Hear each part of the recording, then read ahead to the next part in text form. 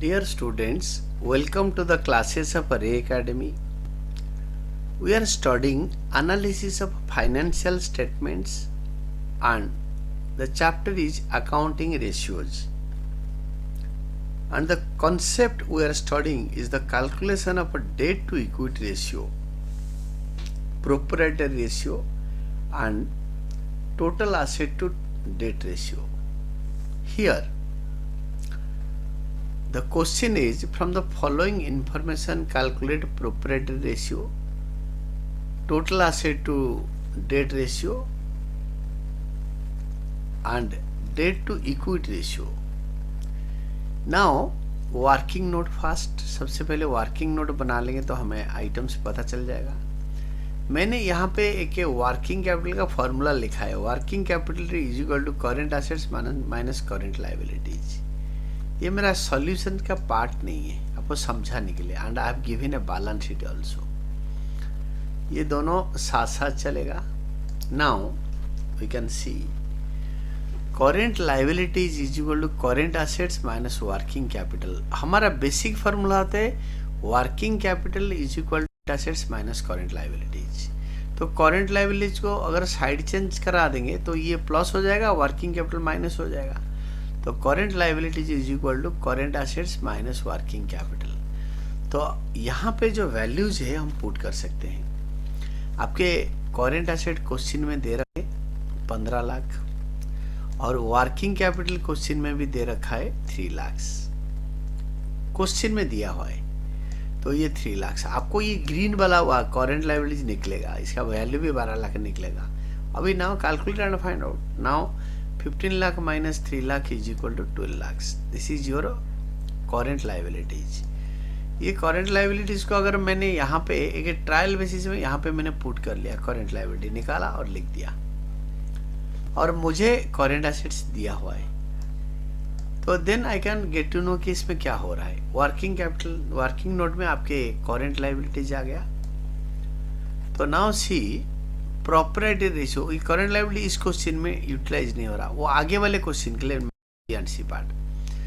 तो proprietary ratio is equal to proprietors funds upon total assets. हमें जो information दे रखा है उससे निकालना है। Proprietors funds is nothing but share holders funds. Total asset तो एसेट साइड का टोटलिंग ही होता है। देन नेक्स्ट वन इज आपके प्रोप्राइटर फंड मालिक, हमें कैपिटल एम्प्लॉयड दे रखा है।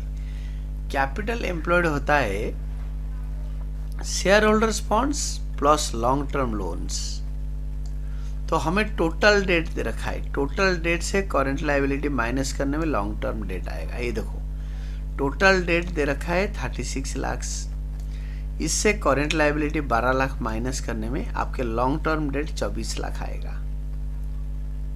तो 24 लाख अगर आप कैपिटल एम्प्लॉयड से माइनस करोगे, capital employed is nothing but share holders funds plus long term debts, ये वाला, ये दोनों का एडिशन है।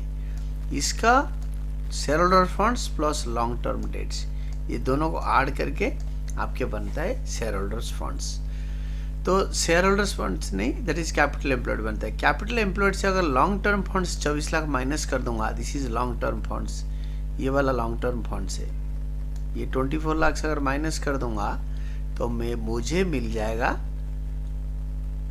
Proprietors funds divided by total assets. Total assets होता है कैपिटल एम्प्लॉयड मतलब share holders funds plus long term loans plus current liability, ये तीनों share holders funds plus long term loan plus current liability. Liability side का totalling is total assets जो कि आपको चाहिए 42 लाख आ रहा है। तो नाउ पुट द वैल्यू, जो जो आइटम आपने लिखा वो उसका वैल्यू सारे क्वेश्चन में दे रखा है, वो सारे वैल्यू पुट करो। Now you can calculate step by step, इकट्ठे आंसर नहीं निकाल देना। Then you can find out the values. Rupees 6 lakh by 42 lakh, that is 0.1429:1, और if 100 is multiplied to the ratio then it will be 14.29%। ये percentage में भी निकाल सकता है, ये इस टू में भी निकल सकता है।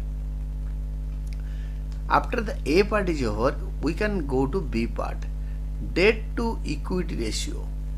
डेट टू इक्विटी रेशियो, तो डेट मतलब डेट टू इक्विटी रेशियो जो फॉर्मूला है, न्यूमरेटर में डेट आएगा, नीचे इक्विटी आएगा। Debt to equity, what is debt, what is equity, special ये ऑर्डिनरी फार्मूला है। उसको अगर शोधिंग करेंगे, debt is long term loans, equity is मालिक का पैसा, इक्विटी शेयरहोल्डर्स फंड्स। अगर क्वेश्चन के हिसाब से हम सेट करेंगे तो दिस इज टोटल डेट से करंट लायबिलिटी माइनस करेंगे तो हमारा आएगा लॉन्ग टर्म डेट। ये देखो ना, total debt 36 lakh, current liability 12 lakh, तो आपका आएगा long term debt 24 lakh. Your numerator is done. Then नीचे शेयर होल्डर्स फंड्स होता है, कैपिटल एम्प्लॉयड होता है share holders funds plus long term loans. तो इससे long term loan, total loan से करंट लायबिलिटी हटाओगे तो लॉन्ग टर्म लोन आएगा। तो लॉन्ग टर्म लोन अगर कैपिटल एम्प्लॉयड से हटा लोगे तो आपके खाली शेयर होल्डर्स फंड्स बचेगा। तो नाउ यू अंडरस्टूड, ये सारे वैल्यूज दे रखा है। यहाँ पे करंट लायबिलिटी निकालने के लिए मैंने ये फॉर्मूला एम्प्लॉय कर दिया, working capital is equal to current assets minus current liabilities. तो आपके करेंट लायबिलिटीज 12 लाख है, ये 12 लाख क्वेश्चन में दे नहीं रखा है, तो ये मैंने ऑलरेडी निकाल लिया। वर्किंग नोट में मैंने निकाला था, तो उसी हिसाब से आप उसको वैसे निकाल के you have to just exchange the values. यहाँ पे आपके सारे वैल्यू डालना है, then the things will be over like this. तो 36 लाख माइनस 12 लाख न्यूमरेटर में आएगा, divided by capital employed minus total debt minus current liabilities. इसके बाद आपके आंसर आएगा 24 lakh by 6 lakh, that is 4/1, which is equal to 4:1। 4 divided by 1 will be 4:1। हमेशा ratio को कोशिश करना 1 तक रिड्यूस करने के लिए। अगर 1 तक रिड्यूस कर लोगे तो you will be getting 100% marks, उसमें कोई नंबर में कमी नहीं होगा। तो then third part, there are 3 parts in the question. The third one is total assets to debt ratio. ये जो डेट लिखा होता है DEBT, इसका बी साइलेंट होता है प्रोनाउंसिएशन में। It is debt, total assets to debt ratio. ये डेट होता है आपके लॉन्ग टर्म डेट, यानी लॉन्ग टर्म लोन्स। इसमें ये लॉन्ग टर्म डेट यही होता है आपके डेट। टोटल डेट कहने का मतलब होता है आपके long term debt plus short term debt, current liability and long term debt, यानी long term loans and long term provisions होता है। Now we can go to part C. The next and last part is C part, total asset to debt ratio. तो ये जो formula ये बोलता है ऐसे ही बोलता है, कॉन्सेप्ट बोलता है total asset to debt ratio. 2 means divided by total assets upon debt. तो आपके एसेट साइड का totaling divided by long term loan. इसको और थोड़ा आप अगर शोधिंग करोगे फॉर्मूला तो this will be total asset. Asset side में खाली एक करेंट आता हूँ आपको, तो आपको क्या करना पड़ेगा ना, एसेट साइड में आप लायबिलिटी साइड का टोटल लिखोगे। तो कैपिटल एम्प्लॉयड आपका ये होता है share holders funds plus long term date, ये होता है capital employed plus current liabilities. ये तीनों, क्योंकि करंट लायबिलिटीज मैंने यहाँ पे 12 लाख निकाल रखा है वर्किंग नोट में। मैं ये वर्किंग को साथ साथ कैरी फॉरवर्ड कर रहा हूँ कि आपको आप समझ में आपको आ जाए। आपको एक्चुअली ये वाला रफ में करोगे, this is not a part of your answer. तो आप क्या करोगे ना, अभी वैल्यूज डालोगे और that means long term date. तो टोटल डेट जो यहाँ पे दे रखा है ये 36 लाख, इससे करेंट लायबिलिटी जाएगा तो लॉन्ग टर्म डेट आएगा। Total that means total loan, long term loan, short term loan. Long term debts होता है, लॉन्ग टर्म डेट होता है लॉन्ग टर्म लायबिलिटी, और करेंट लायबिलिटी माइनस कर दो तो आपको लॉन्ग टर्म डेट आ जाएगा। That means long term date. अभी इसमें आप सारे वैल्यूज पुट कर सकते हो, क्योंकि क्वेश्चन में जो वैल्यूज दे रखे हैं हम उसी तरीके से करेंगे। एक बार वैल्यू पुट हो गया तो we can calculate in the next step. It is 42 lakh by 24 lakh. तो अभी डेनोमिनेटर को 1 तक रिड्यूस करना है। This is 1.75:1। आपके ऐसे 2 डेसिमल तक आ रहा है, यूजुअली हम लोग 2 डेसिमल तक लेते हैं.